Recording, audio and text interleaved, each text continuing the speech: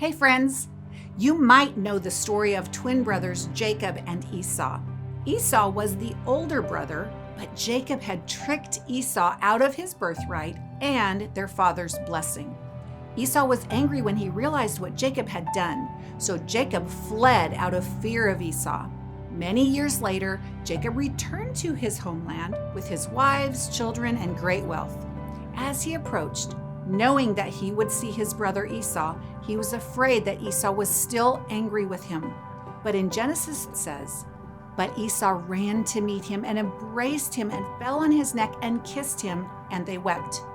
Jacob had wronged Esau, but as time had passed, Esau had forgiven him. Jacob's wives and children were in the crowd behind this scene and probably would have witnessed this moment of the brothers' embrace.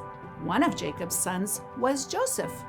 Now, if we fast forward several years, we find the story of Joseph and his brothers who had considered killing him, but instead sold him into slavery. Joseph ended up as a ruler in Egypt during a time of famine. Joseph had the wisdom of God to provide food for the people of Egypt. When Joseph's brothers came from Canaan to Egypt to buy food, they didn't recognize Joseph, but he recognized them. Eventually, he revealed his identity to them. Weeping with joy, he embraced Benjamin. Then Joseph kissed each of his brothers and wept over them. Do you see the generational blessing? Joseph's uncle Esau had forgiven Jacob's sin against him and embraced him. Then Joseph forgave his brothers' sins against him and embraced them. Maybe Joseph saw the time Esau embraced Jacob, and maybe that stuck with him.